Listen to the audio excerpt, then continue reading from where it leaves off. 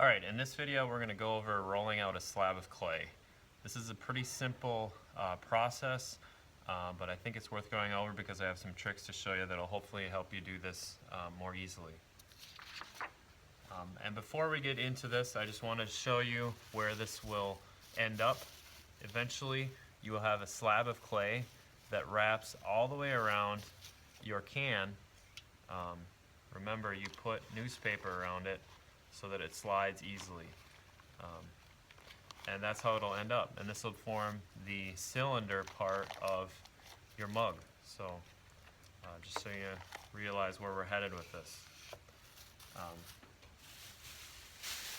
me cover this. It's a good idea when you're not working with clay to cover it so that it doesn't dry out, and not handle it too much, otherwise it dries out faster. You should receive a flat slab of clay like this that we need to roll out so it's thinner, but I just want to advise you, once you get this clay, don't set it on the table. The table is sealed, so the clay will actually stick to the table. What you need to do is get a mat like this first, and lay your clay on the mat. These mats are porous, so the clay won't stick as much to these mats. However, they do stick a little bit. There's two sides to these mats. One is a sealed gessoed side. The other side is just the canvas. Put it on the colored side or the white side. That will work much better for you. And we're going to be rolling these out so that they're nice and even. If I were to just roll it right now so it's nice and flat, it's hard to tell if it's an even thickness. And when you're creating something that has flat walls like this, you want it to be nice and even, have a nice even thickness. And that's a key point. That's something I'm looking for in your projects. So how we're going to do that is we're actually going to use these sticks. So these sticks are cut to be the same thickness. I'm not talking about the wide side, I'm talking about the thickness or the thinner side. This thickness right here is 1/4 of an inch. So 1/4 of an inch. That way when I lay the sticks in between the clay here and I take a rolling pin like this, I can roll it out and I know that the clay will squish between these sticks and I'll only go to 1/4 of an inch. It won't go past that. Otherwise, if I was just rolling it without these sticks, it might not get to be 1/4 of an inch everywhere. And we want it to be as even as you possibly can get it. So to do that, I'm going to put the sticks down, and I want to put them so that I have the most amount of length on this that I possibly can get. We want a slab that is about 9 inches long, so about that long, at least that long. It's better to have a little extra by at least 5 inches wide. So to do this, I'm going to take my rolling pin and I'm just going to push and roll. I want to make sure that I leave room on the sides here so that the clay can go out, and I also want to make sure that I'm steadily pulling the clay towards me and away, getting this nice and flat. Eventually I'll hit the sticks.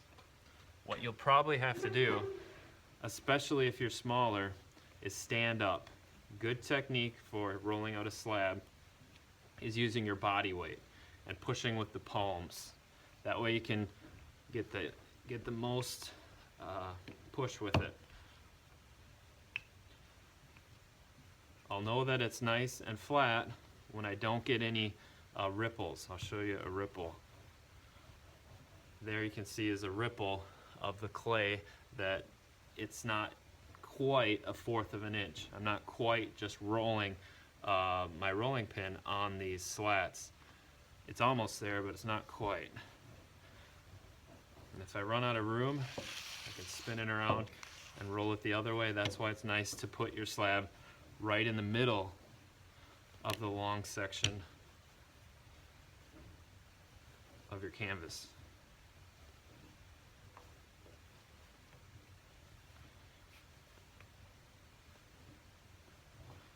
So then when it rolls without creating any ripples, I know that this clay is exactly the same thickness as that, because there's no way that the rolling pin will go further than that.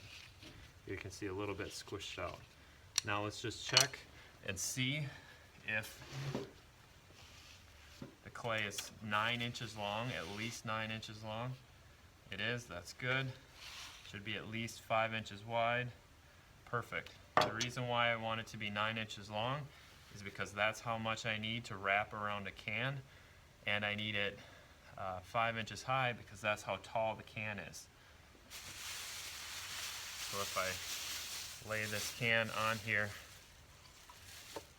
I need it 9 inches so it wraps all the way around it, and I need it 5 inches high because that's how tall the can is, so that it ends up like this, right?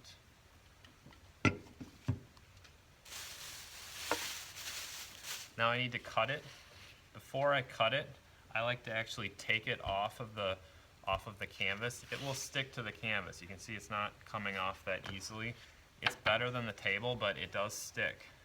Here's a tip and a trick.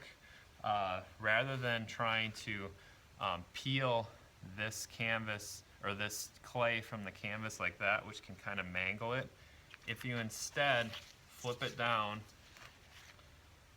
and I peel the backing away and I get my hand under it like that, really gently I'm holding it, it comes off a lot easier. And I want to just gently lay it back down. I'm not gripping it real tight, otherwise I'll make finger marks in it. So I'm really loosely, gently holding it as I flip it over. That way it comes off real easy. Sometimes when you roll it, it kind of sticks it to the canvas. So I want to be careful that I lift it up before I cut it so it comes off there nice and easily. Next step is I need to actually cut it by 9 by 5 inches. So I'm going to measure 9 inches, which would be right there. And you can either use one of two tools. You could use this. This is called a needle tool, or this. This is called a fettling knife. They both will work. I prefer the needle tool, but the fettling knife will work just as well. So I'm just going to make a little dot at the start of my ruler and a dot at the 9-inch mark so I know where to stop.